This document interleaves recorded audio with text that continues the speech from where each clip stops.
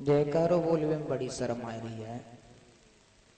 बबलू बेचारे देखो जयकारो बोलो करो, नाम लो काऊ को लो, चाहे ईश्वर कहो, चाहे अल्लाह कहो, चाहे भगवान कहो, चाहे गॉड कहो, चाहे कछु कहो, नाम ले मतलब सबको एक ही है। एक सेठ जी रहे, सेठ जी, और उन सेठ जी के घर में एक बालक ने जन्म लो, और जब बालक ने जन्म लो, अब रहे भी हिंदू धर्म में, सुनने पंडित जी को बुलाओ, बोले हमारे बेटा को नामकरण संस्कार कर दो पंडित जी। पंडित जी आए, उन्हें अपनी पत्रा खोली, बोले तुम्हारे बेटा को नाम है छेदालाल। का नाम है? नाम है छेदालाल। पत्नी ने पूछी, बोले नाम रखवाए दो, बोले हाँ रखवाए दो। का नाम है? बोले छेदालाल। बोले पिया जो नाम है अच्छा ना है तो बदल दो। बोले अब कहाँ जाए? बोले अब जाओ तुम मुस्लिम धर्म के जो लोग उनके पास जाओ। सो मुसलमानन के मौलवी साहब के पास हम पहुंचे, बोले नाम बद रख दो मेरे बेटे का। सो नहीं अपनी पत्रा होली बनती हो। बोले तुम्हारे चिंता मत करो बेटी।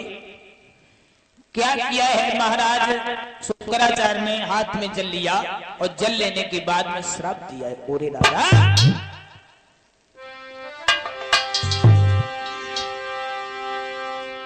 के जिस यौवन के मद में तूने और काशी से नाता जोड़ा,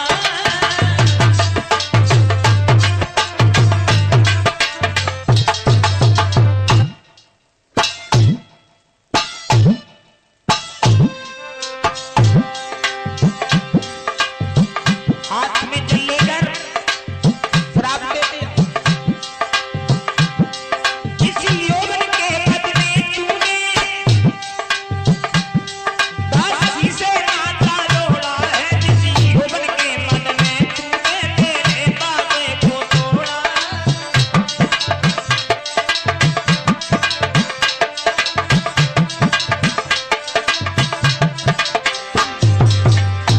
और बोले हम कहते हैं इस यौवन को मद आ गई तो खा जावे, न जाए नरक की सद्दत तुझे आज ही बुढ़ापा आ जावे।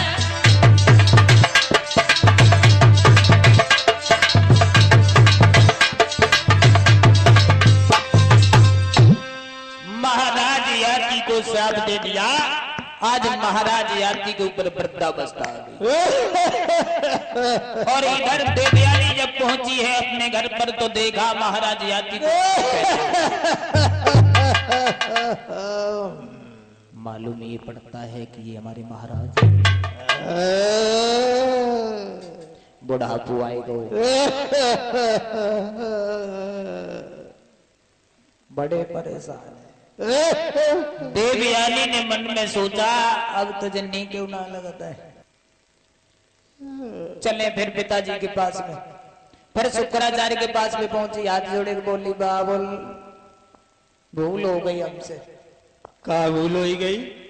भूल ये हो गई अब जैसे थे तैसे ही कर दो। पहले जल पता बिटरिया तू लेवाए के लाइयो ने बैठेगा तक है। पहले जो काती के दासी के घरे चले गए, जब मैंने श्राप दे दो तब पहले लेवा के लाई, बुला के लाए। हाँ तुम मैं जा रही हूँ। देवयानी फिर पहुंची शुक्राचार्य के वो याति के पास और याति से बोली महाराज मेरे पिताजी ने तुम्हें बुलाया है। अब चलो ना जाए। आज महाराज याति चले, शरीर जर्जर है, चला नहीं जाता है कि धीरे धीरे चले गए बप्पो सोता कटकटू जातो है बप्पो सोता कटकटू।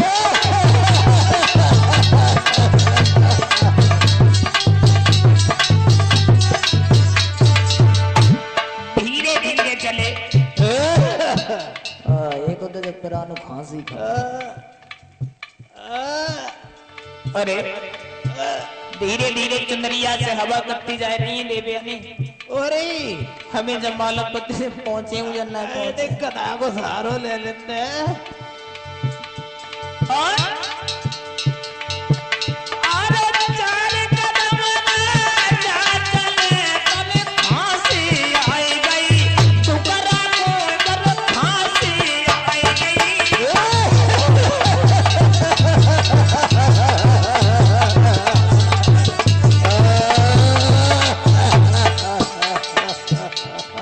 बड़े परेशान है। और घर के मारे बन गए बहू बन में सुलझ गई आगे रे बहू बन में सुलझ गई।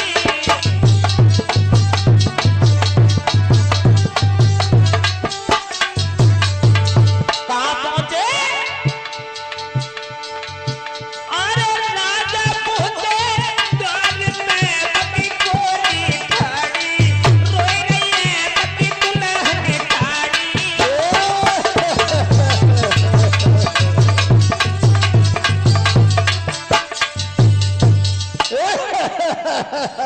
शुक्राचार्य ने एक बात मुझे कहिए, क्या हाल है महाराज? हाल बेहाल है, पैया की हाल उतरी गई, अब को रोई पैया रही। मैंने तुमसे क्या कहा था? क्या कहा था?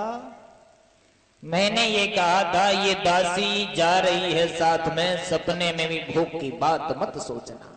महाराज हाँ आपने कहा था, मैंने पूरा वचन निभाया, लेकिन मैंने धर्म के अनुकूल काम किया है। कोई पत्नी रत दान मांगती है तो उसे देना उचित है या अनुचित है? उचित है। उचित है। उचित है तो महाराज हमने उचित ही काम करो। हम सब उचित ही काम करते। उचित करते हो? हाँ बोले हैं महाराज याद, मैंने कोई बुरा काम नहीं किया कि प्रेम की भीख दे डारी है या सब हाय प्रेम दीवाने को।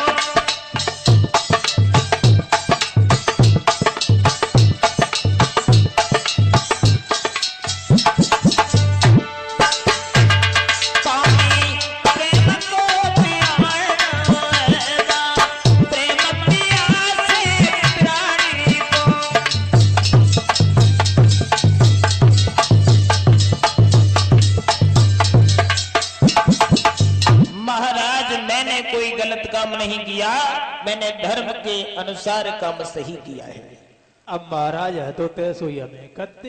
इसी श्रृंखला में ये 25 रुपया उपेंद्र सिंह दौड़पुर से और 25 रुपया मनीष यादव विजयपुर और 21 रुपया भाई सतीश चंद और पिंटू अभी लो। महाराज यादी से कहा अगर तुम्हारा कोई रिश्तेदार हो जो तुम्हें अपनी जबानी दे दे और तुम्हारा बुढ़ापा ले ले तो तुम सही हो जाओगे। यज्ञ करो, यज्ञ में सबको आमंत्रित करो। आज महाराज याति ने यज्ञ किया है और यज्ञ में सभी रिश्तेदारों को, हितकारियों, व्यवहारियों को सबको बुलाया और सबसे पहले यही प्रश्न कर दिया है कोई हमें चाहने वाला जो अपनी जवानी मुझे दे दे, मेरा बुढ़ापा ले दे। अब ऐसे करो रे, हाँ चलो बिना कले गई, चलो को जवानी देते जो डोकरा की तो मत खराब है गई। कोई तो बगैर नाश्ते की जवानी दे रहा हो और बुढ़ापो दे रहा हो। चलो कले सब रिश्तेदार चले गए, हितकारी व्यवहारी सब लोग चले गए। अंत में उदास होकर के महाराज याति आए अपने पुत्रों के पास में। सबसे पहले यदु के पास में पहुंचे, बोले बेटा तुम मेरे बड़े पुत्र हो, हाँ क्या आप अपनी जवानी मुझे दे सकते हो? जवानी को क्या करोगे तुम? क्या करोगे? मैं अभी और राज्य करना चाहता हूँ और राज्य करना, सांसारिक सुखों को और भोगना चाहता हूँ। तुम्हारी अकल कटी गई, अब हम जवानी दे दे, हम जवानी दे दे और बुढ़ापो ले ले और फिर तुम जवानी यदि बोले हैं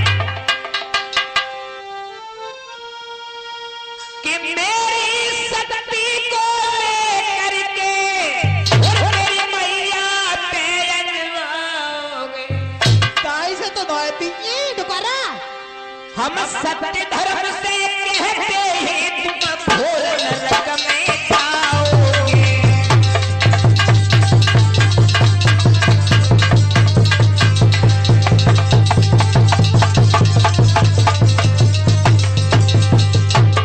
और बोले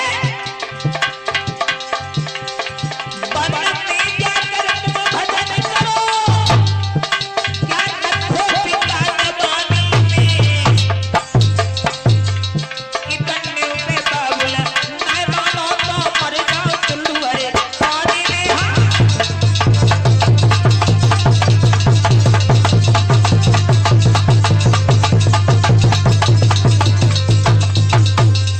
जे बताओ के तो कहूँ बन में भजन करो जाए के, और के बबलू भी द्वारा पे भैंसियां रखाओ, और तो न बने तो कहूँ ये बम्बा अम्मा में गिर के मर जाओ, हम जवानी तुम्हें दे भैया नहीं डूब। साफ मना कर दिया। उसके बाद में अपने सब यानी 4 पुत्रों ने मना कर दिया। अंत में सबसे छोटे पुत्र के पास में पहुंचे हैं महाराज याति। कहा है बेटा तुम अपनी जवानी मुझे दे दो। कहने लगा है पिताजी आपसे हमें जीवन मिला, आपसे जवानी मिली है, आप हमारी जवानी ले लीजिए। और जवानी देने के बाद में बुढ़ापा ले लिया, और जब बुढ़ापा ले लिया 100 वर्ष तक उन्होंने राज किया है। उसके बाद में पुनः जवानी लौटाने के बाद में फिर चले गए हैं जंगल में तपस्या करने के लिए। प्यारे भक्तों, इन्हीं महाराज याति के बड़े पुत्र यदु, जहां से यदुवंश चला, इन्हीं के वंश में यदु के 55 पर हुए नंद और वसुदेव, पुरु के 56 पर हुए कौरव पांडु नरेश। यदु की 55 पीढ़ी पर नंद और वसुदेव का जन्म हुआ, और पुरु की 56 पीढ़ी पर कौरव और पांडव हुए। ये नंद और वसुदेव जो थे वो बड्डेसुर के रहने वाले महाराज सूरसेन के पुत्र थे। वसुदेव, नंद और वसुदेव के बाबा देवनील थे, जिनकी 2 रानियां थी, गुणवंती और भरणा। गुणवंती और भरणा।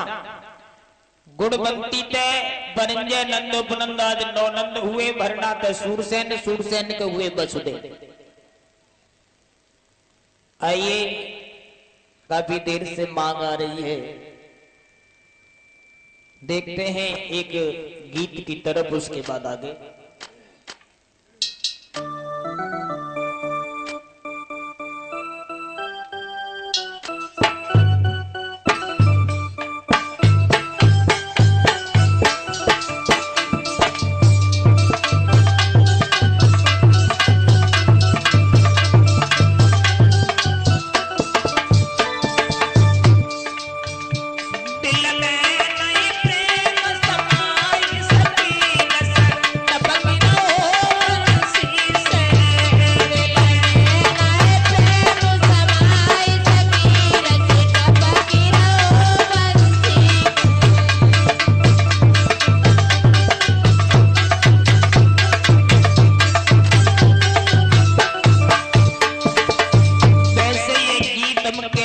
सुना चुके हैं, गा चुके हैं, लेकिन नहीं मानते हैं लोग तो देखते हैं थोड़ी देर।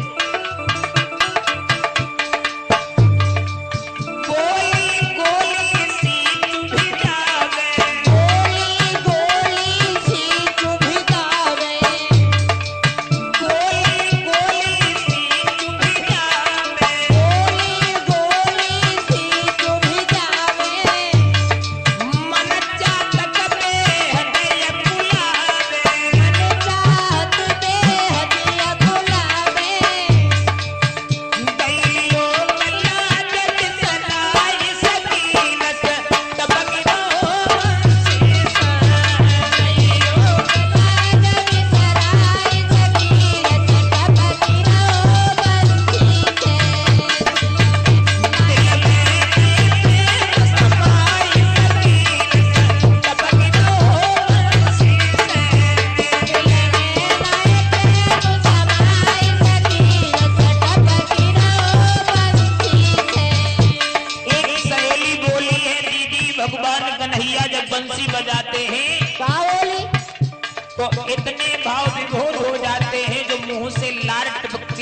अधरा मृत उन्हें होश नहीं रहता।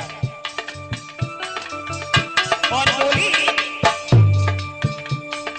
श्याम रंग में भई दीवानी, श्याम रंग में भई दीवानी,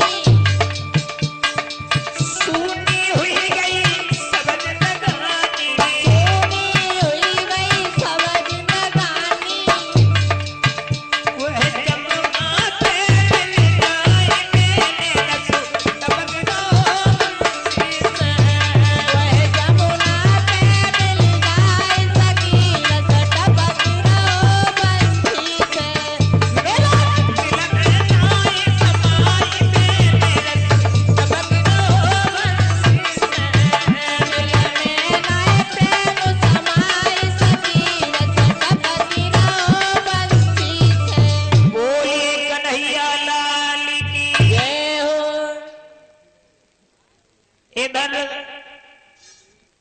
मथुरा में एक राजा हुए हैं जिनका नाम है उग्रसेन। और महाराज उग्रसेन बड़े ही धर्मक शासक हैं। इनकी पत्नी का नाम है पवन रेखा।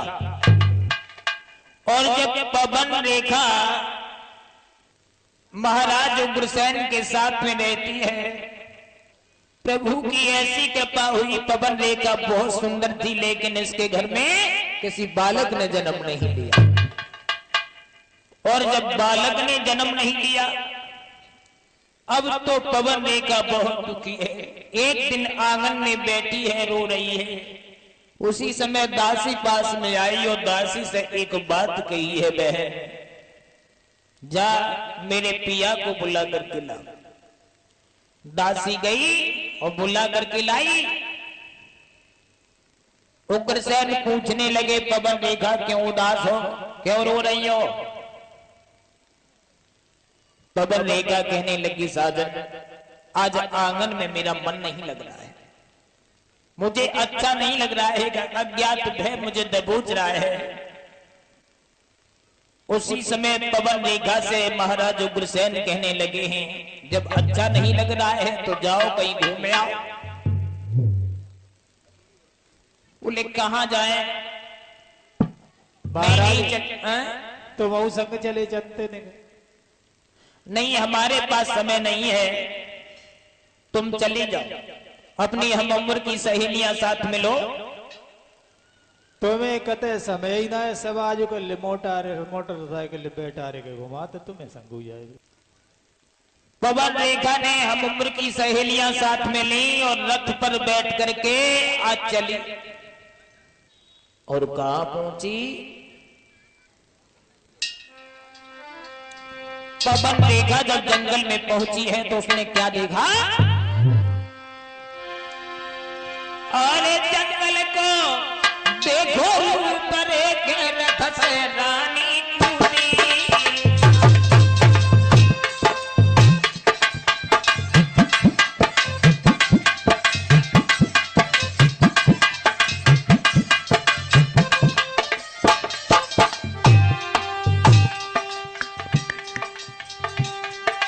जंगल को देखो, ऊपर एक रथ से रानी कूदी।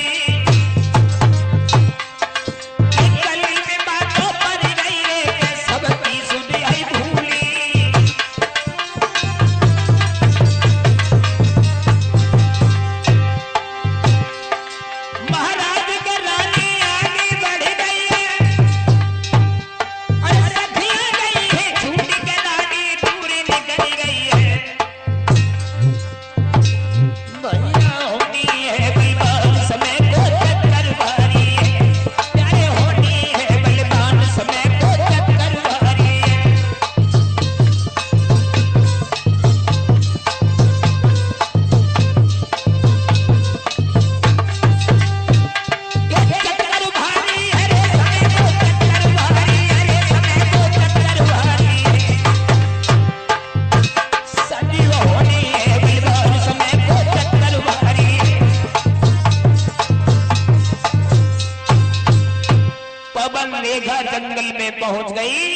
और जंगल की सुंदरता देख करके रथ से कूद गई, सखियां दूर छूट गई और स्वयं जंगल में चली गई। और ये 50 रुपए का पुरस्कार हमारे पास में भिजवा रहे हैं श्रीमान सचिन शर्मा जी, जो मेहरूपुर बीजल यानी जहानगंज के पास से यहाँ पधारे हुए हैं। उनकी तरफ से ये 50 रुपए का पुरस्कार हमारे पास में आ रहा है। कामना करूंगा भगवान से, भगवान इन भैया को हमेशा सद्बुद्धि दे, लंबी उम्र दे, जीवन में आने वाली हर बाधाओं को दूर रखें, यही हमारी कामना है। बोलिए गोविंद भगवान की जय हो। और जब जंगल में पहुंची है पवन रेखा तो उसने क्या देखा? बहुत घना जंगल है, बहुत सुंदर। और उसी जंगल में एक दुर्मिलिक नाम का राक्षस रहता था, राक्षस। और उस राक्षस ने देखा पवन रेखा की सुंदरता की तरफ। इधर उसने क्या किया? अपनी योग माया से आंधी और तूफान शुरू कर दिया। और जब आंधी और तूफान आया, आज पवन रेखा नेत्रों को बंद करके उसी जगह पर बैठ गई। चारों तरफ जंगली जानवर दहाड़ने लगे। डर की वजह से पवन रेखा उसी जगह पर बैठ गई। और इधर उस राक्षस ने क्या किया? उग्रसेन का रूप बनाया। और रूप बनाने के बाद में उस राक्षस ने मन में विचार कर रहा है,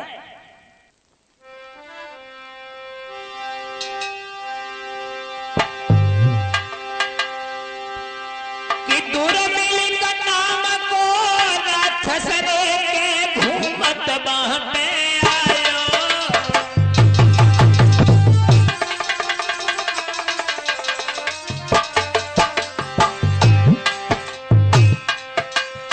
रानी को यो बनते खोरे मुंह में तो पानी भर आयो।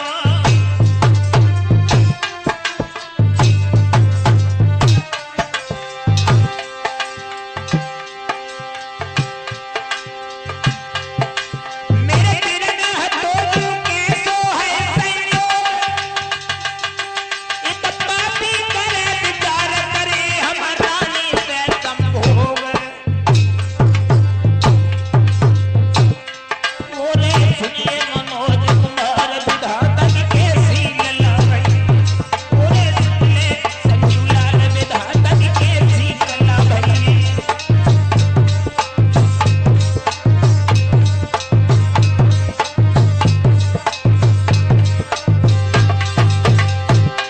और कैसी कला भई, धातर कैसी कला भई, तेरे भैया कैसी कला भई। अब तो बस सुनियो गाने लगाई, धातर कैसी कला भई।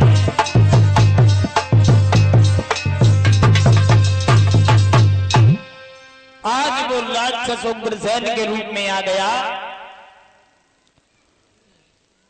और इसी श्रृंखला में ये 50 रुपए का पुरस्कार हमारे पास में भिजवा रहे हैं राजीव कुमार अबा पुखरी, जो हमारे भाई संजीव जी के साले हैं। साले साहब की तरफ से आ रहे हैं। हाँ? कामना करूंगा भगवान हमेशा इन्हें आबाद रखे, धन के भंडार भरे रहे, इसी तरह धर्म क्षेत्र में आता अग्रसर रहे। सभा सभा के साले तो न को ना आए। सारे और ससुरारे को नाम सुने के सब खुश हो जाते हैं। सभा सभा के साले और सारे के संग में और सारी को नाम सुन ले तो बहुत ही ज्यादा। और अकेले बबलू के ही साले। क्योंकि कभी नहीं ना है। एक बात और, अरे है बदनाम नाम भैया जे घर में देवर भाई को ससुराल में जीजा साली को।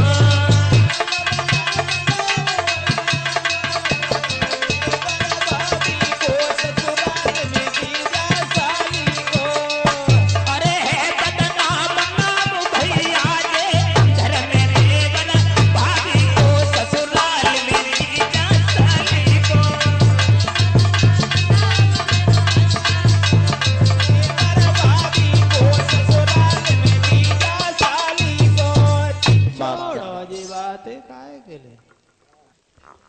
हाँ, श्री सुखदेव जी समझाते हैं कि हे राजन परीक्षित, आज वो राक्षस उग्रसेन के रूप में आ गया।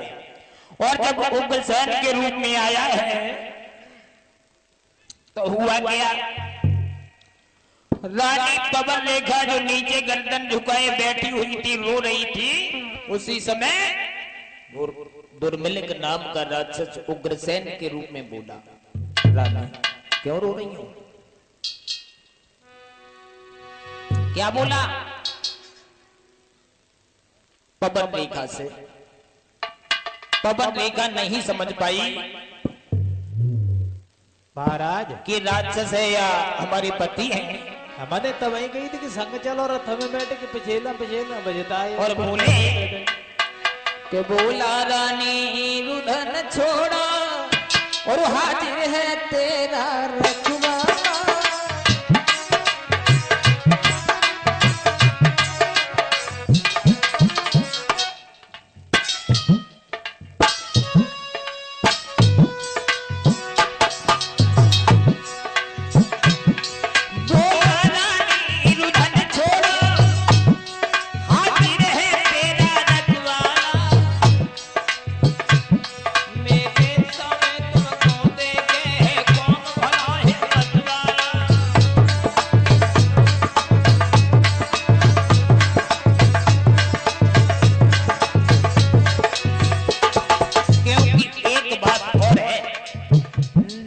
कभी अपनी नीचता से बाज नहीं आता। नीच को कितना समझियो और नीच कबहू न चूके वो, अंधे पे भैंसिया कुतवाइयो ना की 11 में कूदे।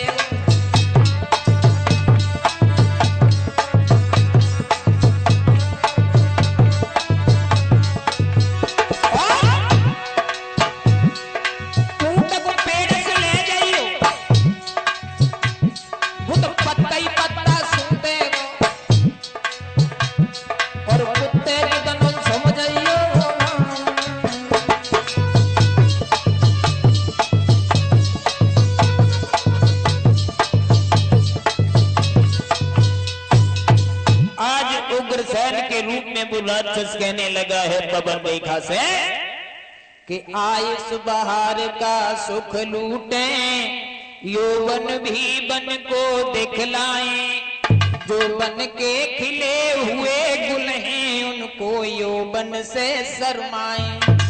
पवन रेखा आओ जल्दी से ओ प्यारी, कोई आ जाए न बसर कहीं। तब धीमी स्वर में बोली है मैं कब तुमको तैयार नहीं। और क्या किया उस नीच ने कि धोखे से नीच ने और पियो सती संभो।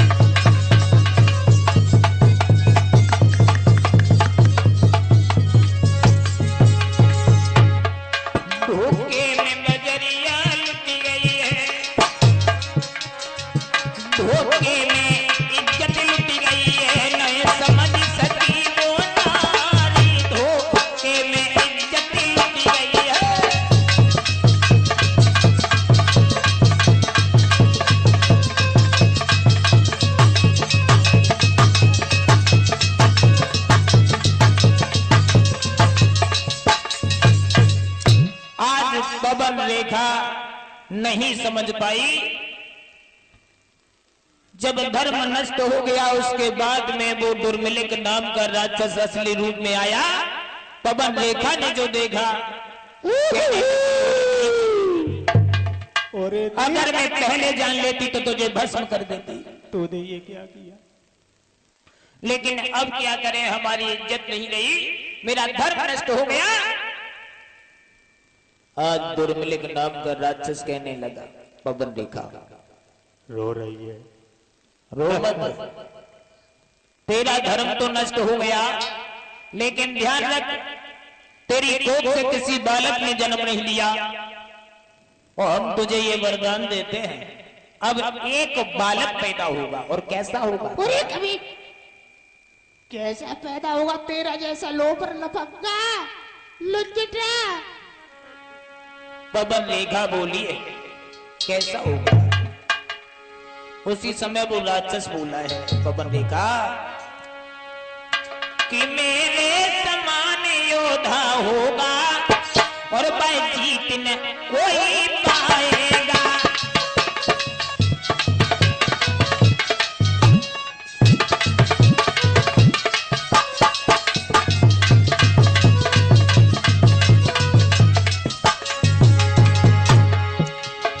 पवन रेखा से वो राक्षस बोला, मेरे समान योद्धा होगा, पैकी दिन कोई पाएगा।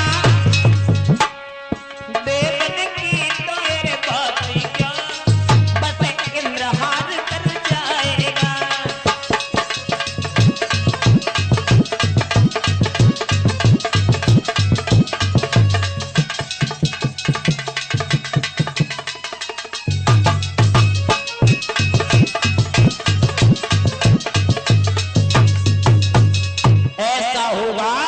बहुत बलवान होगा, देवता क्या, देवताओं का राजा भी हार कर जाएगा उससे।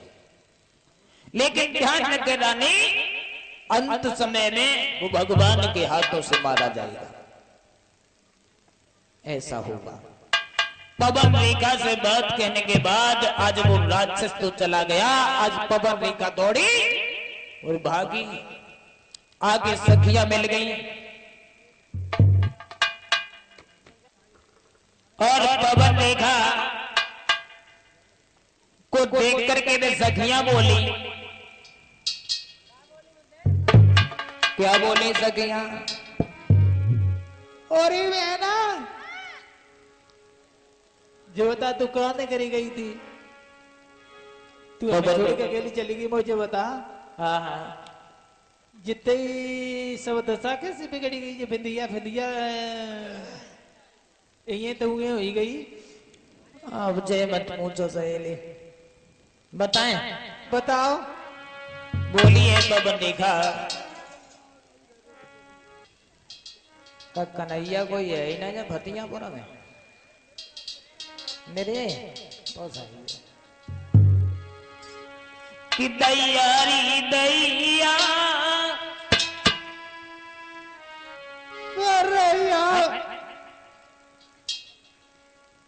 पवन रेखा बोली कि दैयारी दैया गजब हुई भरी, दैयारी दैया गजब हुई भरी, दैयारी दैया गजब हुई भरी, दैयारी दैया गजब हुई भरी। बोले क्या हुई गो? तो बस सखियन को समझ आए कि बोली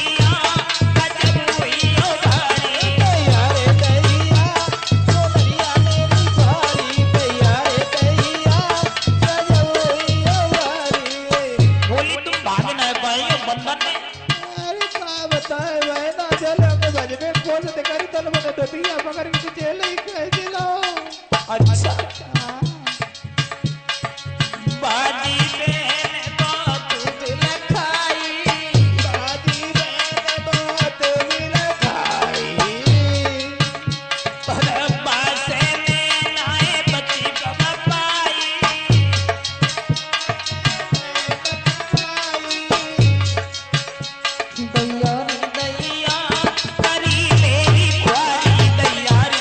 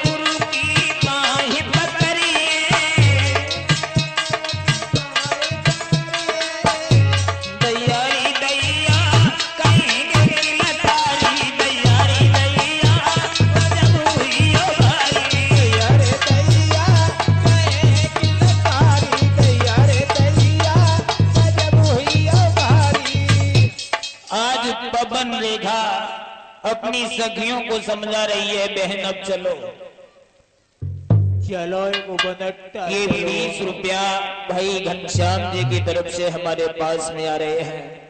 कामना करूंगा भगवान से, भगवान हमेशा सद्बुद्धि प्रदान करे, दीर्घायु दे। एक बनट्टा चलो आओ तो फान तो बड़ो बड़ो बूढ़ो तो बाण सवा चंदरिया पधरिया बहना भांडारी सहेली चलो। और तब तक दूसरी सहेली आई, बनना सुन पाई, बोली झुका बहुत चुनरिया कैसे बटी गई, तो बोली कि कैसे बटी गई चुनरिया। अब तो बताए फिर दोबारा। हाँ बताओ कि कैसे फटी गई चुनरिया, बताओ रानी कैसे फटी गई चुनरिया, बताओ रानी कैसे फटी गई चुनरिया, बताओ रानी कैसे फटी गई चुनरिया। कैसे फट गई तब बोलो, अरे सुंदर काया तेरी कैसे बिगड़ी, और भेद बताइयो मेरी गुजरी, कैसे उतरी घगरिया, बताओ रानी कैसे फटी गई चुनरिया, बताओ रानी कैसे फटी गई चुनरिया, बताओ रानी कैसे फटी गई चुनरिया, बताओ रानी कैसे फटी गई चुनरिया। सारी बात बताई, पवन रेखा बोली बहन आप जल्दी चलो। चला मुझे बन में अच्छू ना लगे। हाँ जल्दी चलो। आज पवन रेखा महलों में पहुंची, लेकिन किसी को ये नहीं बताया कि हमारे साथ में क्या हुआ क्या नहीं। समय के अभाव से समझते चलो राजन परीक्षित, आज पवन रेखा की कोख से समय आने पर एक बालक ने जन्म लिया, और जब बालक ने जन्म लिया तो उस बालक को लोक लज्जा के भय से पवन रेखा ने यमुना में बहा दिया, कलश में बंद करके, कलश में बंद करके यमुना में बहा दिया। और जब यमुना में बहा दिया तो वही कलश बह करके आज आया बटेश्वर में। महाराज सूरसिंह स्नान करने के लिए गए थे, उन्होंने उस कलश को निकाला, और जब कलश को निकाला उसमें बालक निकला, इसलिए उसका नाम रख दिया कंस। कंस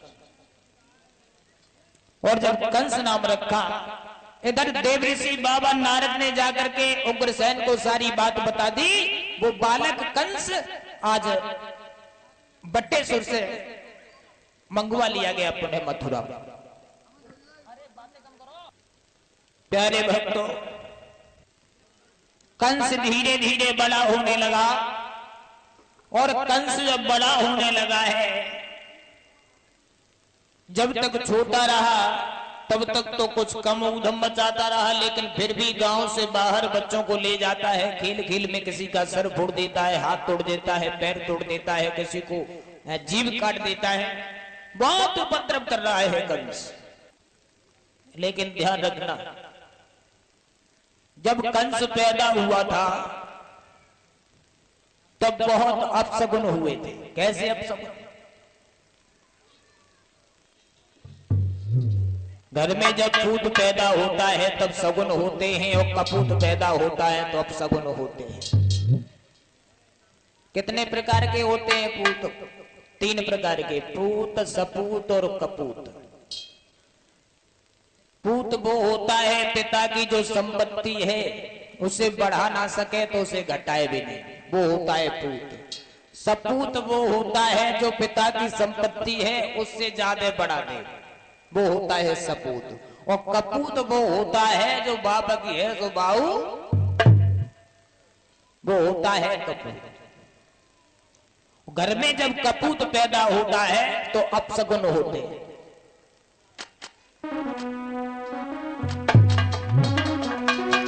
और जब कंस पैदा हुआ था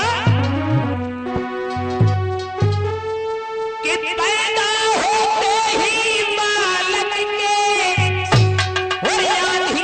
तूफान मचाने लगी, बिजली चमकी आकाश हिलोए, महाप्रलय सी आने लगी।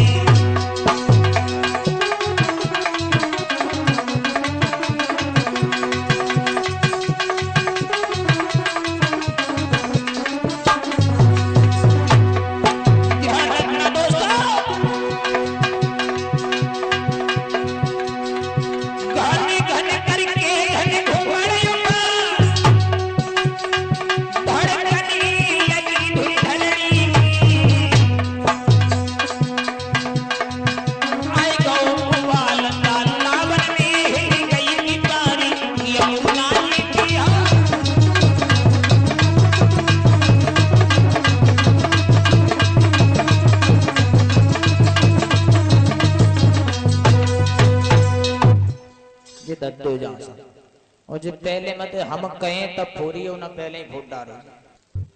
आज कंस धीरे धीरे बड़ा होने लगा। जब तक छोटा रहा तब तक तो उग्रसेन की सुनता रहा, लेकिन आज कंस जब 18 साल का हो गया, 18 गुंडे साथ में रखने लगा। अब हुआ गया, एक दिन 5 लड़कियां दही बेचने के लिए जा रही थी मथुरा नगरिया से गोकुल में। आज गोकुल में जब देखा है, कहा जा रही हो? बोले गोकुल में। क्यों जा रही हो? बोले दही बेचने के लिए लड़कियां बोली हैं। कंस बोला के हाथ उठाए के कही कंस ने, और आप कहां से आई? अरे मथुरा नगरी में यो गोरी कौन काम से आई?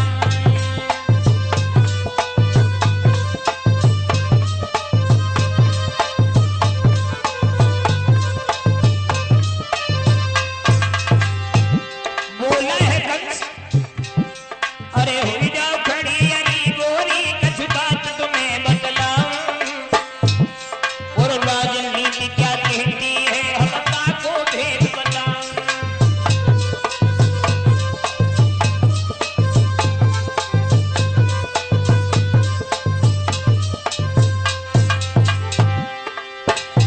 और कंस आगे पहुंचा, लड़कियों को रोक लिया। कंस कहने लगा एक बात बताओ, हंस के आगे बढ़ो और गोरे ने को मेरा सुनाई, कितनी तुम में कुआरी है और कितनी है अज्ञानी।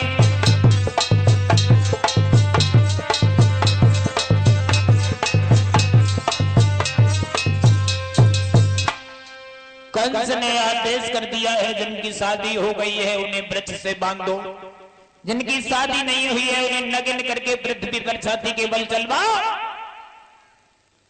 बड़ा आतंक फैला रहा है कंस। शाम का समय हुआ है, उन लड़कियों के माँ बाप ने जाकर के महाराज उग्रसेन को बताया है कि तुम्हारे बेटा कंस ने मेरी बेटियों को बहुत परेशान किया है। रात गुजरी है, सवेरा हुआ है, कचहरी में कंस को बुलाया और कंस से एक बात कही है, लाला एक बात बताते मुझे। कंस एक बात बताओ, ये बताओ, जब शेर ही जंगल को उजाड़ेगा तो अपने बदन को कहां छुपाएगा? पिताजी, हाँ हाँ शायद तुम्हें पता नहीं है, तुम बुढ़े हो गए हो। मतलब मैं बूढ़ा हो गया? ये राज्य शासन ऐसे नहीं चलता है जैसे तुम चला रहे हो। कैसे चलता है? और ये 20 रुपया भाई कश्मीर जी की तरफ से पुनः हमारे पास में आ रहे हैं, नेताजी की तरफ से। कामना करूंगा भगवान हमेशा सद्बुद्धि प्रदान करे, दीर्घायु दे, इसी तरह धर्म क्षेत्र में हाथ अग्रसर रहे। कंस कहने लगा पिताजी इस तरह से शासन नहीं चलता। अरे तुम्हारे ऊपर वृद्धावस्था है इसलिए बुढ़ापा आ गया है, बुद्धि भी तुम्हारी बूढ़ी हो गई है। ऐसा करो ये शासन मुझे दे दो। सुन रहे हो ना? उग्रसेन कहने लगे क्या? हाँ, अगर तुम नहीं ये राजमुकुट उतार के देते हो तो मैं अपने हाथों से भी उतार सकता हूं। उग्रसेन कहने लगे ओरे नादान, ओरे तेरे नापाक हाथ मेरे मस्तक से नहीं लगने दूंगा। मैं अपने हाथों से इस राजमुकुट को उतार के तुझे दे दूंगा। अपने हाथों से मुकुट उतारा, कंस को थमा दिया। कंस ने अपने सिर पर रखा, पूछने लगा कहो कैसी रही? राज्य शासन अब ठीक है, शासन चलता है। अब मैं राजा हो गया हूं। और इधर जो 18 गुंडा संग में रहे वो जयकारे लगाने लगे, कंसराज की, कंसराज की, भोजराज कंसराज की जयकारे लगाए। इधर सिपाहियों को आदेश कर दिया कि जाओ मेरे बाप का श्रृंगार करो। आज हथकड़ी और बेड़ियां लेकर के सिपाही आए, हाथों में हथकड़ियां, पैरों में बेड़ियां डाल दी और उग्रसेन को जेल खाने में बंद कर दिया। और कंस जब राजा बन गया, अब क्या हुआ?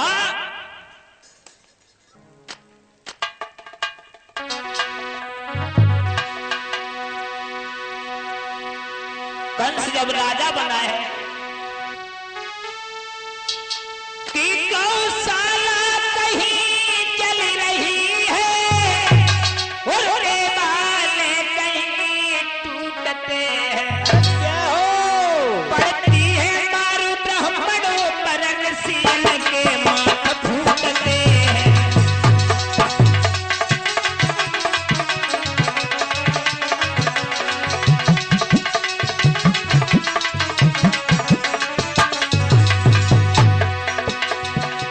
ध्यान रखना भक्तों,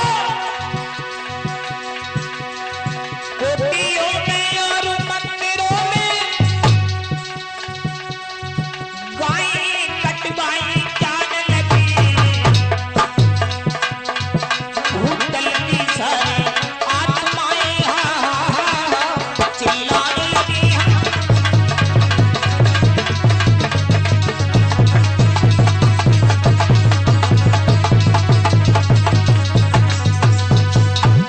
सभी लोग दुखी होकर के त्राही त्राही करने लगे हैं। आज पृथ्वी भी दुखी होकर के ब्रह्मा जी के सामने पहुंची है। ब्रह्मा जी से कहने लगी, प्रभु अब क्या होगा, हमें बचा, मैं पापों से जमीन में रसातल में चली जाऊंगी। सभी देवता कहने लगे ब्रह्मा जी से, ब्रह्मा जी कहने लगे मेरे सामने रोने से कुछ नहीं होगा, आज भगवान विष्णु के पास में पहुंचो। सभी देवता एकत्रित होकर के चले हैं विष्णु भगवान के पास और क्या बोले हैं, विनती करने लगे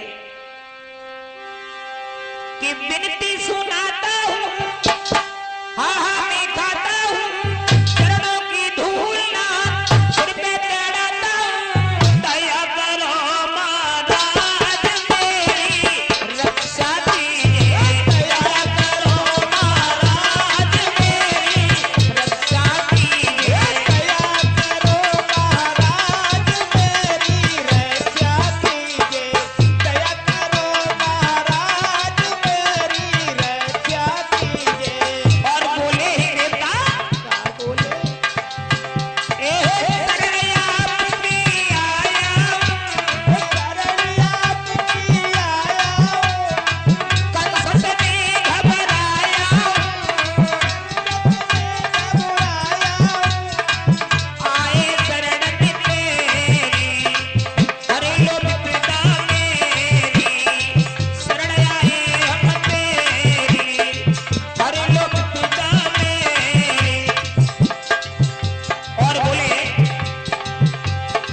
आज्ञा निभाऊंगा, प्रेम भुलाऊंगा, जब तक रहूंगा सदा जसकी दिखाऊंगा, दया करो महाराज मेरी रक्षा कीजिए, दया करो महाराज मेरी रक्षा कीजिए। ओ महाराज मेरी रक्षा कीजिए, दया करो महाराज मेरी रक्षा कीजिए। आज उसी समय भगवान विष्णु कहने लगे हैं देवताओं, तुम चिंता मत करो, अब जाओ ब्रज भूमि में तुम अवतार लो और मैं तुम्हारा राजा बन के आऊंगा। राजा बोले हैं भगवान कि तुम भी जाओ भूमि पर सावधान याद भी घूमो।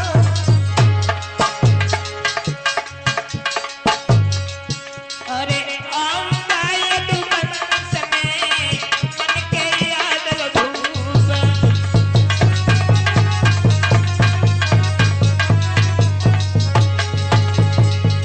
कि भैया ताई से तो अहीर देवता कहीं के तेरो है,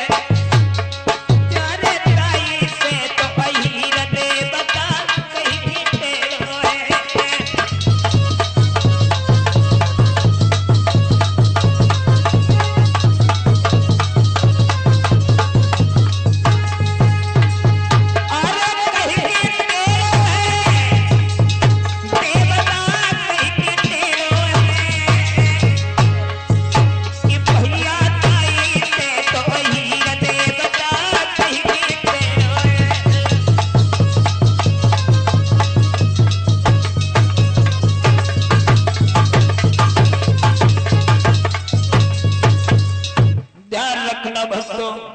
सभी देवता ब्रजभूमि में अवतार लेने लगे हैं। इधर कंस की एक बहन है चचेरी, जिसका नाम है देवकी। कंस अपनी बहन देवकी को बहुत प्रेम करता है। कंस के चाचा देवक आए हैं पास में, कहने लगे हैं बेटा कंस, तुम्हारी बहन शादी योग्य हो चुकी है, उसके लिए घर भर की तलाश करो। कंस कहने लगा चाचा जी तुम चिंता मत करो, मैं अपनी बहन देवकी का विवाह बहुत अच्छे घर खानदान में करेंगे।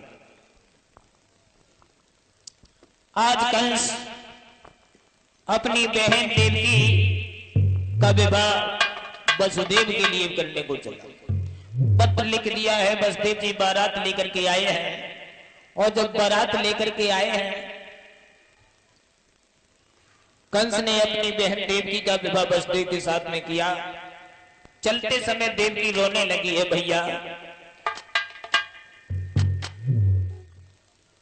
ये तुमने क्या किया? आज रोए की बोली है वो बहना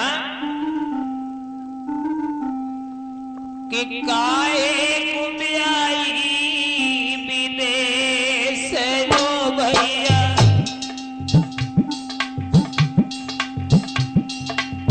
काहे को ब्याई विदेश रो भैया।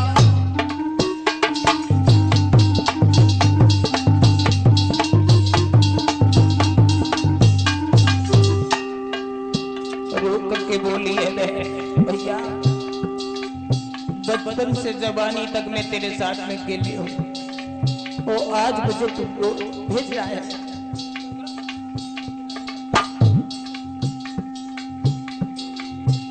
कंस कहने लगा बहन रो नहीं, जितना दुख तुम्हें है उससे अधिक दुख मुझे है, क्योंकि मेरे घर में सबसे पहले तुम भोजन करती थी, आज के बाद तुम्हें सबसे बाद भोजन करना होगा। और रोए की बोली है वो है, बालापन से तूने संगम खिलाओ,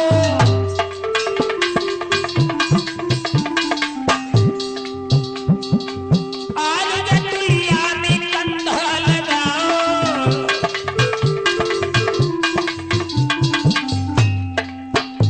मेरे दिल को गड़ो गले से रो भैया, काहे तुम आई विदेश रो भैया।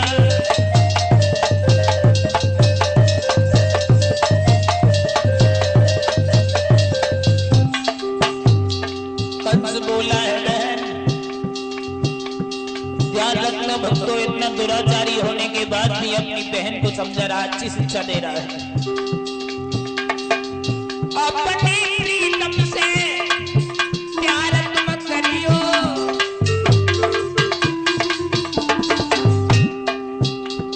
सास ननद को सेवा से भरियो,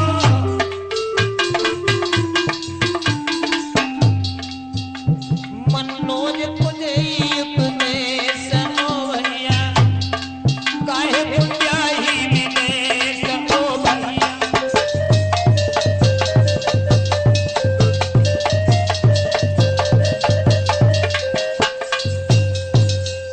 आज कंस कहने लगा है, अपनी बहन को समझा रहा है, बहन रो नहीं। इधर सिपाहियों से कहा है कि मैं अपनी बहन को स्वयं छोड़ने के लिए जाऊंगा। मंत्री से कहा रथ सजवाओ, और रथ में सवार होकर के आज वो कंस अपनी बहन देवकी को स्वयं छोड़ने के लिए चला।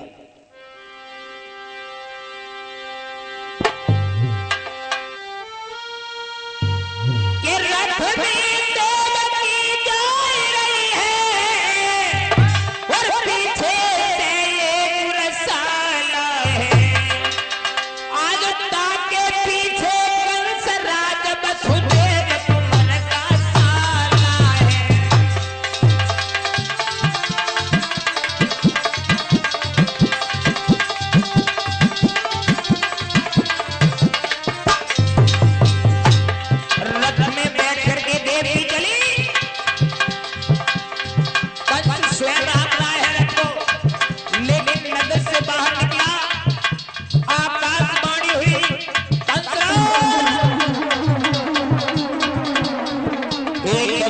आकाश की तरफ देखने लगा और देवता बोले,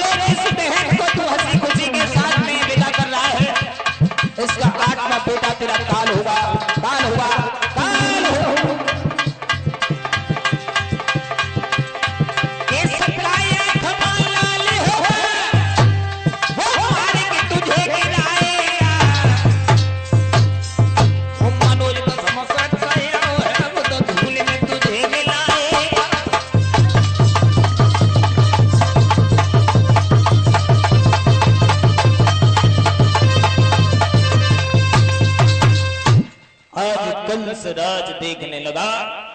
देवता आकाशवाणी कर रहे हैं, कंसराज अरे जिस अपनी बहन को तू हंसी खुशी के साथ में विदा कर रहा है, इसका 8वां बेटा तेरा काल होगा, काल होगा, काल होगा। एकदम कंस खोपड़ी को पकड़ के बैठ गया। ये क्या हुआ? जिस बहन को मैं इतना चाहता हूं, उसी बहन की कोख में मेरा काल, मैं इसे जिंदा नहीं छोड़ूंगा। कंस ने केस पकड़ दिए और जो केस पकड़े वसुदेव जी बीच में आ गए। कहने लगे, कंसराज इसे मत मारो। अरे इसे क्यों मार रहे, ये तुम्हारी बहन है, इन बच्चों को बैठा दीजिए।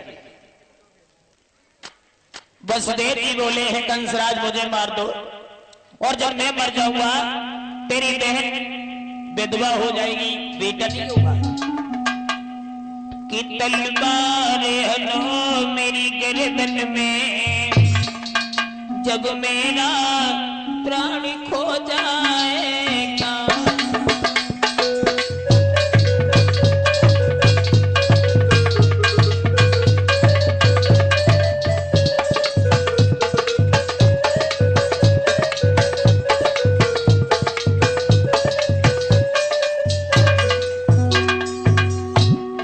बोले हैं कंस, तलवार है ना मेरी गर्दन में, जब मेरा प्राण खो जाएगा। तेरी बहनी लड़ापा भोगेगी, बकलला नहीं हो पाएगा।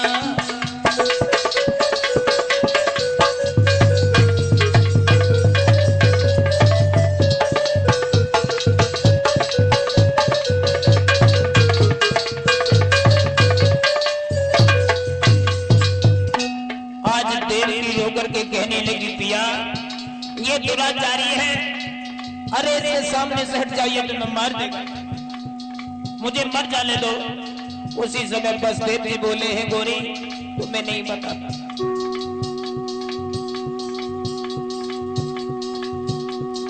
तुम ये कह रही हो, भला दुनिया में ऐसा कौन सा इंसान है जो इतना त्याग करो गोरी। अब कौन तो ये सो दुनिया है, आँख के आगे देखने बगी प्यार की उजड़े दुनिया है।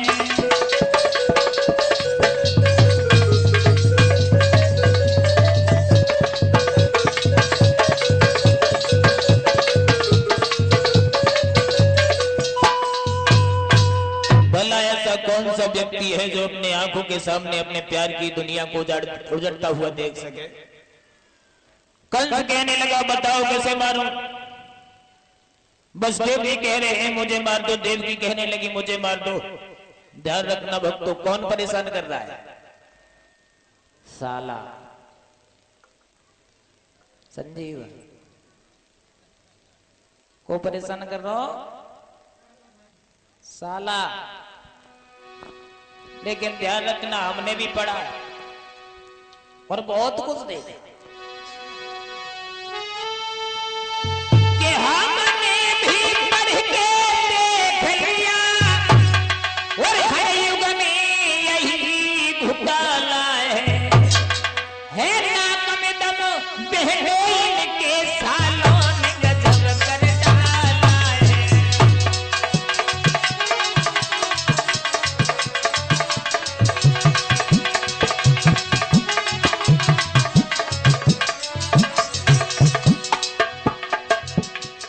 सालन से बड़े परेशान है, बड़े खुश हो सचिव है। हम सारे से दुखी हैं, देखो संग ही रहता है।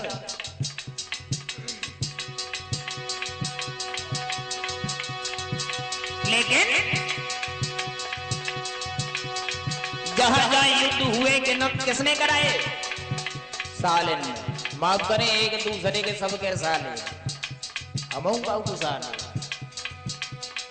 लेकिन समझ की बात है, जागर सारो सारथी और औरत मानी सीख, और बिना बैल खेती करी तो तीनों मांगे सालो आए। खूब इज्जत सम्मान से रखो, बुराई मत मानियो साले साहब। लेकिन सारथी मत बनाना, और जहां साले सारथी बन जाते हैं और वहीं पर सालान बिछाता जाल जुआता, तो पांडव बन को नहीं जाते।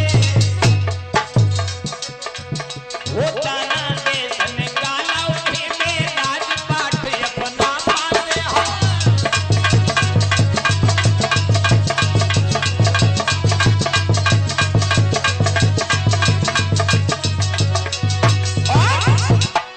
अगर महाभारत करा दिया, किसने करा दिया? सालों ने। कुरुक्षेत्र में होता युद्ध नहीं, ना इतने वीर मारे जाते जो सकुनी अंधे, जीजा कोई उलटी सीधी ना समझाते।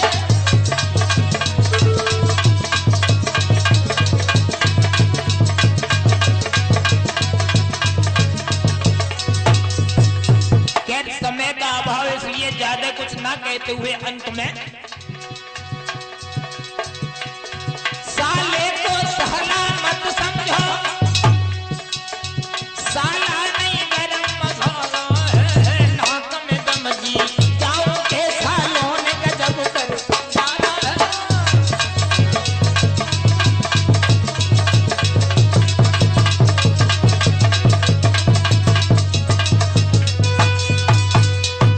आज परेशान कर रहा है कंस। वसुदेव जी कहने लगे, कंस राज एक बात बताओ, ये बताओ तुम्हें देवकी से भय है या देवकी की संतान से? कंस कहने लगा, देवकी से हमें कोई डर नहीं। कंस ने बोला है, हमें तो अगर डर है तो देवकी की संतान से। वसुदेव जी कहने लगे, कंस अगर तुम्हें विश्वास हो, भरोसा हो तो हमारे ऊपर भरोसा करो। हम तुम्हें ये वचन देते हैं, जब तक 8 बालक नहीं हो जाएंगे, यानी जो भी बालक देवकी की कोख से होगा मैं तुम्हें ला करके देता रहूंगा। कंस कहने लगा, देते रहोगे? बोले बिल्कुल, सौगंध खाओ। बोले सौगंध गंगा मैया की, यमुना मैया की सौगंध, यानी सबकी सौगंध खिलाने के बाद में कंस ने कहा, कोई बात नहीं, हमने तुम्हारे ऊपर विश्वास किया, चलो।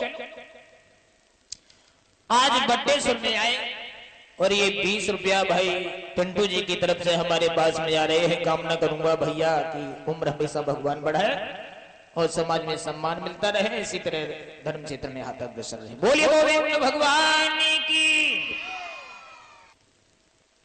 कुछ दिनों के बाद में पहला बेटा हुआ है। आज मैया देव की उस बालक को गोद में लेकर के हंसने लगी।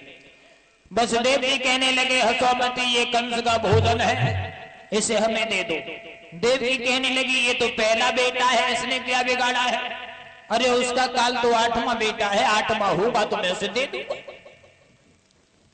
बोले कुछ भी सही, मैंने उन्हें वचन दिया है, रही मर्जी कंसराज की, मारे ना मारे कुछ भी करें, लेकिन मैं कंस के पास लेकर के जाऊंगा।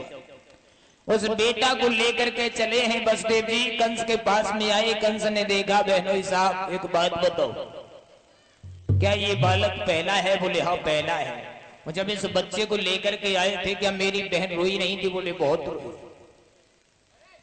कंस को दया आ गई, और जब दया आई है, कंस कहने लगा कोई बात नहीं, इस बालक को ले जाओ, मेरी बहन को दे देना, जब 8वां बालक हो तो उसे ले आना मेरे पास में। लौटा दिया।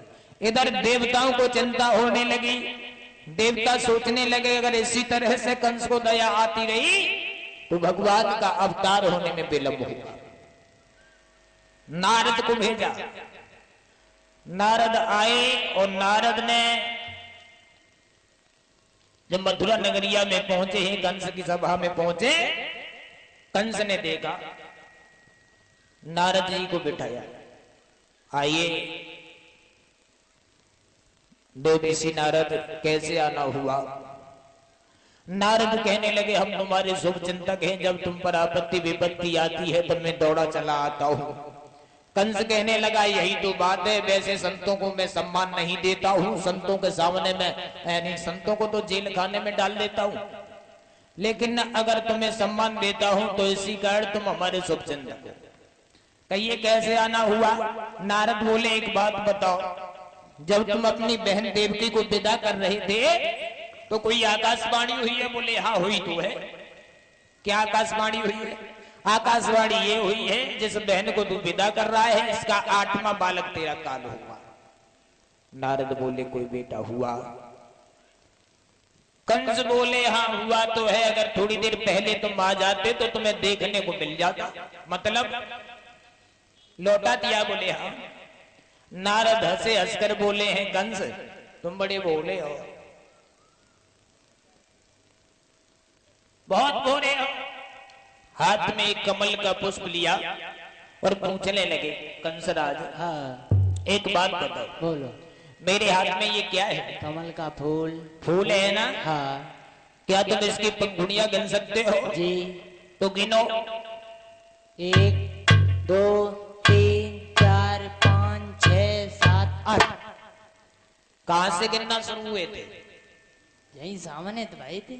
अब इसे छोड़ दो, इसके आगे से गिनो। 1 2 3 4 5 6 7 8। अब इसके पीछे से गिनो। 1 2 3 4 5 6 7 8। अब ये बताओ इसमें कौन सी पहली है कौन सी 8? इसमें तो हर एक 8वीं है। समझ गए ना? हाँ। नारद कहने लगे मैं ये नहीं कह रहा हूं मारो या ना मारो, लेकिन ध्यान रखना अगर नहीं समझ पाए तो मैं खुले शब्दों में समझाता हूं। कोई जिस तरह से हर पंखुड़ी 8वीं है, हर पहली है, इसी तरह से कोई भी बालक 8वां हो सकता है, कोई भी पहला हो सकता है।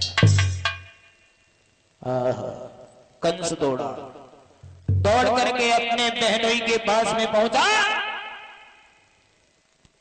आज मैया अपने बेटा को दूध पिला रही थी, आंगन में बैठी, गोद से उस बेटा को छीना, सिपाहियों से कहा बसदेव और देवकी को पकड़ लो।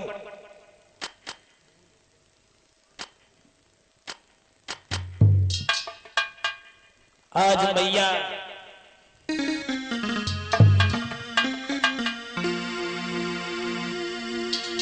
जेल खाने में डलवा दिया है बसदेव और देवकी को। उस बेटा को चट्टान से मारा, पहला बेटा मार दिया। मैया रोने लगी है कि मैंने खोए न पाकर किसी को,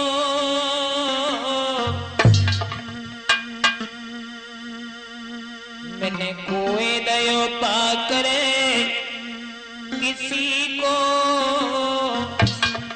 आग लग जाए इस जिंदगी को, मैंने खोए दो।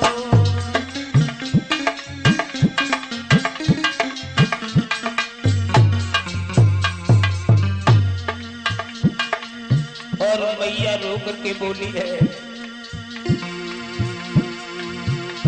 मेरे परिवार कन्हई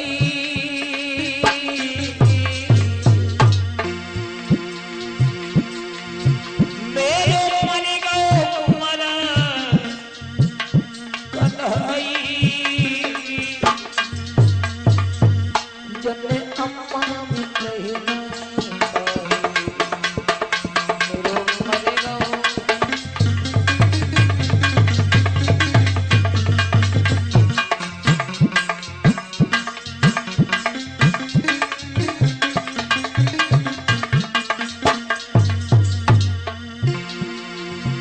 कौन पे बज्र भीषण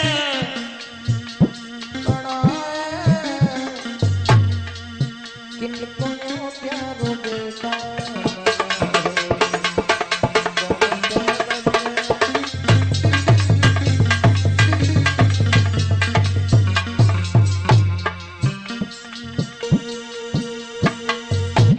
आज कंस ने उस बेटे को मार दिया। ध्यान रखना भक्तों, समय के अभाव से समझते चलो।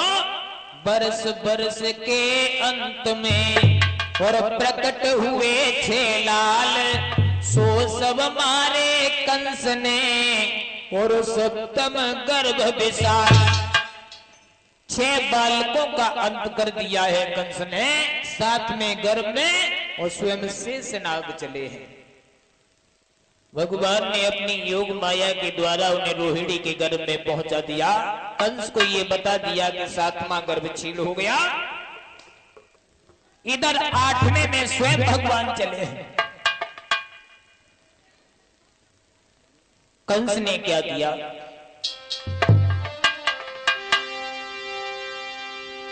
कि 8वें गर्भ की बारी है और कंस के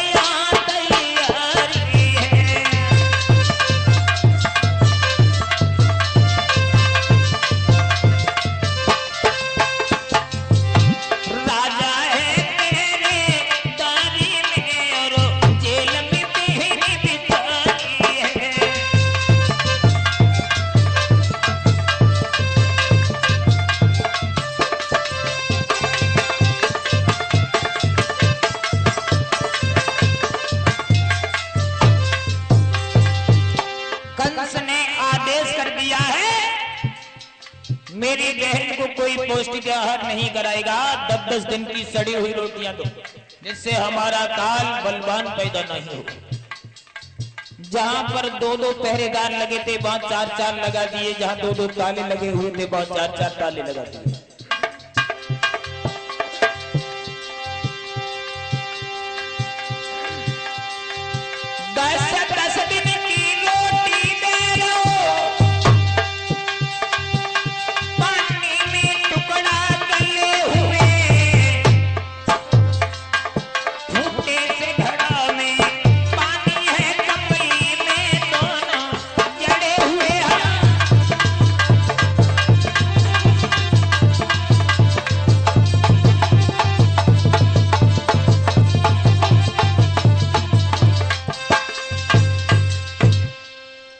कंबल में दोनों रहते हैं, दूसरा कंबल भी नहीं है, फूटा सा घड़ा रख दिया, उसमें पानी भी नहीं है। धीरे धीरे जब प्रसव का समय आया, आज मैया देवी उसी जेल खाने में रोने लगी और रोई की बोली है साजन के मोए लगी रही भारी प्यास रे पिवैयो सैया पानी।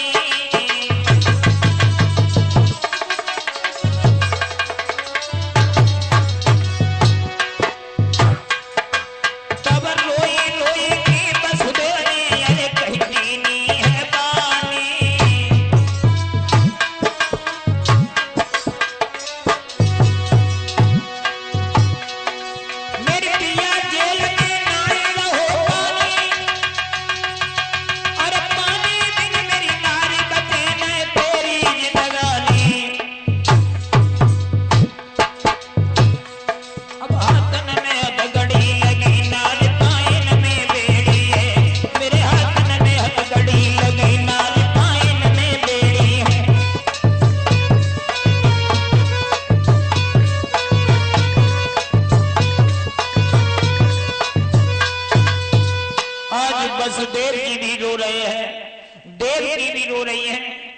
वसुदेव जी कहने लगे, हाथों में हथकड़ियां, पैरों में बेड़ियां, हम पानी लाए तो कहां से लाए। आज वसुदेव समझाने लगे हैं, गोरी प्रभु का ध्यान करो, जिसका कोई नहीं होता है उसका परमात्मा होता है।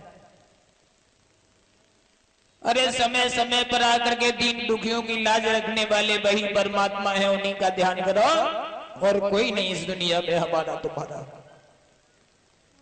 और समझाए कि बोले हैं देवकी, एक दिन ऐसो आवे जब घर में लक्ष्मी निवास करे, एक दिन ऐसो आवे तब न तामे को पैसा है, एक दिन ऐसो आवे जब सटरस भोजन मिले, एक दिन ऐसो आवे न साग को भरोसा है, एक दिन ऐसो आवे जब गड्ढा और गलीचा बिछे, एक दिन ऐसो आवे तब न कम्बल को भरोसा है। अरे देव की मन में तो ने विचार कर, आज दिन ऐसा जाने कल दिन कैसा है, समय का कोई पता नहीं।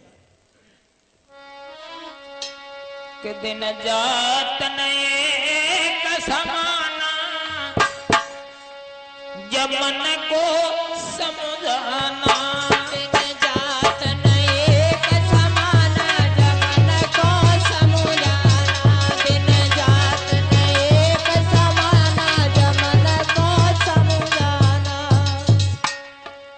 परीक्षित महाराज किन्हें समझाना, जमको के मन को, मन को, क्योंकि समय का कोई भरोसा नहीं है, समय कहां से कहां ले जा करके खड़ा कर दे, और जो समय को भूल जाता है वही अज्ञानी है इस दुनिया में, वो वही धोखा खाता है। एक दिन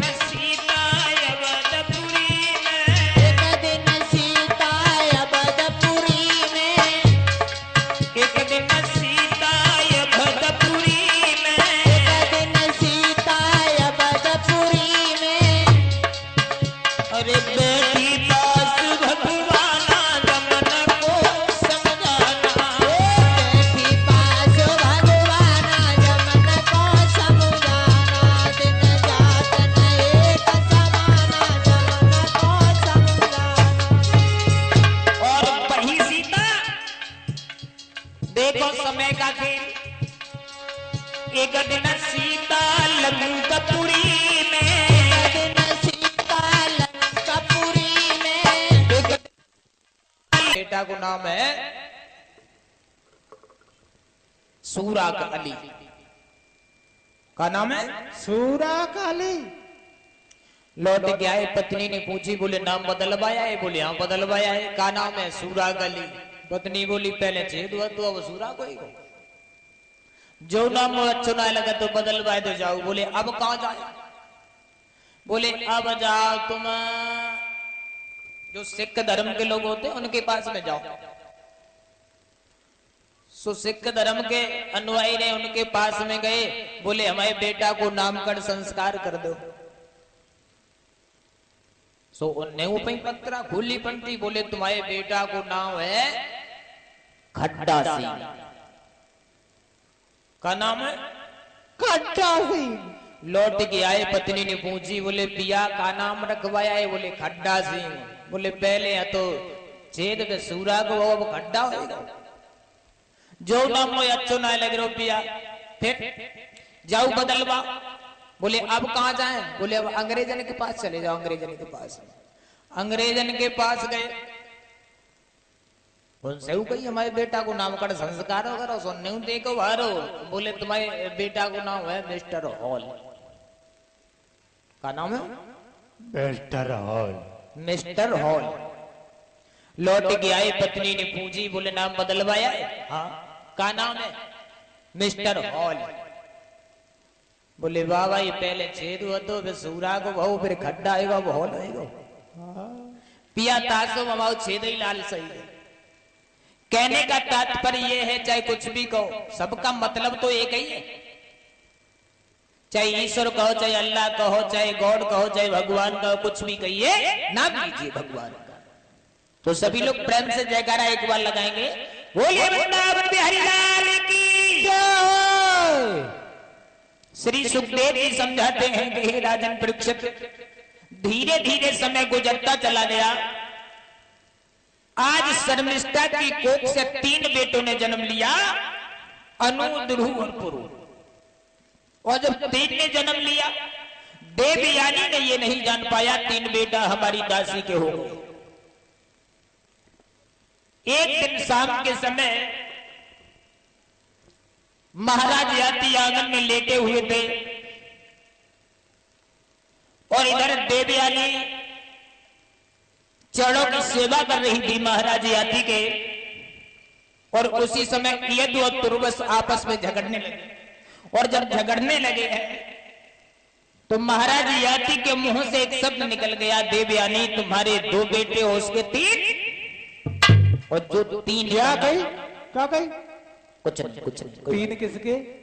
किसी के नहीं, किसी के नहीं, कोई बात नहीं। 3 किसके? बताओ बताओ बताओ। न खाए न खांदी न बैठे न बैठे न परे न परे, बताओ बताओ। देवयानी,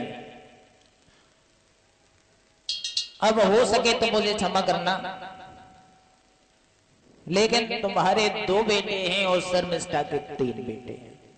शर्मिष्ठा के? अरे कड़ी काया बना रहे थे घर में। अब बाबा की डिगा जाते हैं। देवयानी रुक जाओ। नहीं रुक। अरे रुक जाओ, अरे रुक जाओ। नहीं, छोड़ छोड़ छोड़ छोड़ दो। आज देवयानी ने यदु और तुर्वस को आंगन में छोड़ा और अपने पिता शुक्राचार्य के पास में पहुंच गई। और जब शुक्राचार्य के पास में पहुंची, शुक्राचार्य ने पूछा, कहिए बेटी क्या हो गया? अरे क्यों रो रही हो? पिताजी, हाँ हाँ,